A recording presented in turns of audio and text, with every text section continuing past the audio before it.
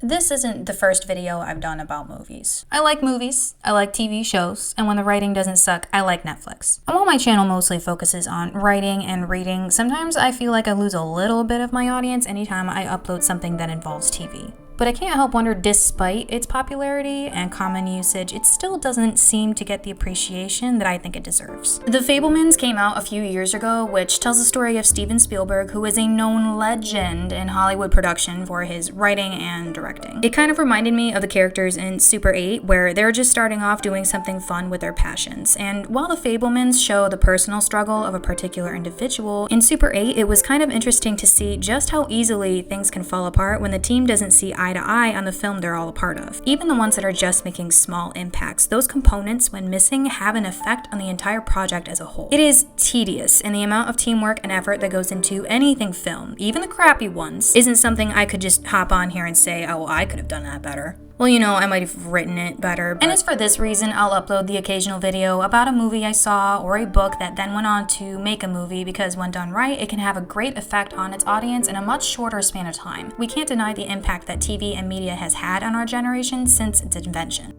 It's provided a lot of insight, influence, and helped to shape our core beliefs and open our minds to challenge traditions into trying something new. Screenwriting is a big part of movie making, and while it is important at its core, it has to simultaneously be fluid to change.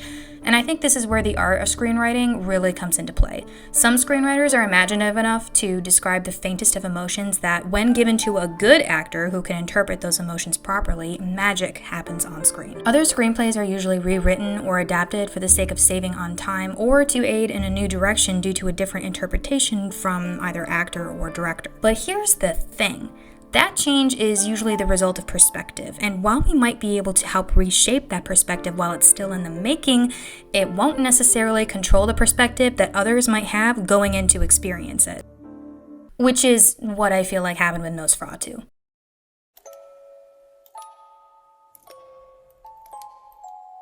Come to me. Standing before me was...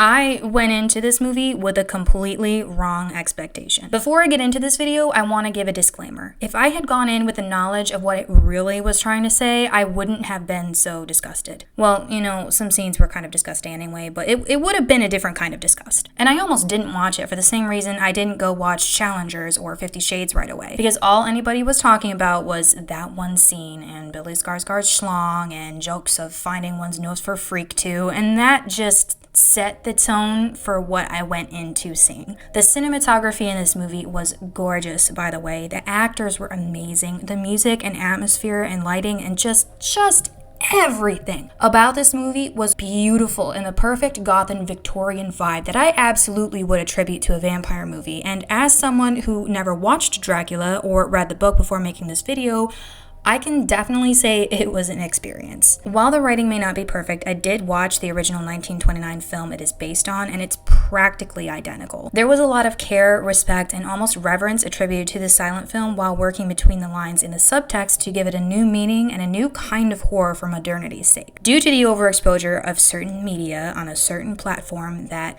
may or may not be with us again as a whole, I was led to believe this was sort of a dark paranormal romance, and I went in out of curiosity. What's the deal with vampires? What's the allure? Why are they always so romanticized? I thought it might be a good thing to go check out after it's been hyped non-stop, especially in the booktube community.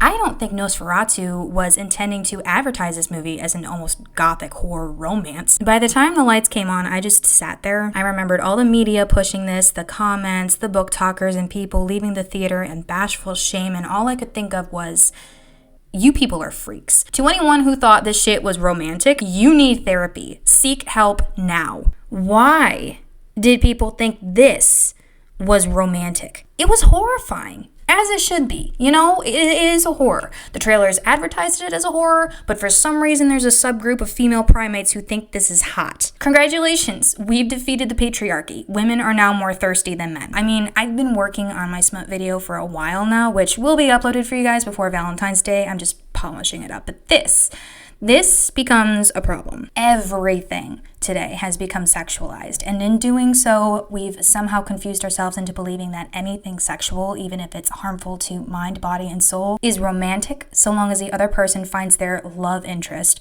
the object of obsession. Possession has become the new thing to be infatuated with. And don't get me wrong, I like a good dark romance. I enjoyed You, and I get the allure, okay? I also get why 50 Shades of Grey took off. This just reveals to me that we have quite possibly taken our kinks and our nuanced ways of looking at sexuality to a whole other level that is becoming a much deeper and darker rabbit hole than I care to explore. And that hole has been exposed for over a decade to children who are coming up in age learning about this stuff for the first time. I get the occasional spicy romance. I get the erotica. I'm not shaming its existence. The fact that we've lost ourselves to the point where we can not only justify but sexualize means of SA, and in this case straight up murder, to satisfy our own carnal desires brings to question the alarming notion that our bread in circuses is headed straight for necrophilia, if it hasn't arrived already. Here, one is always the object of obsession, not affection, but obsession is twisted into affection through means of giving one's constant attention and locking in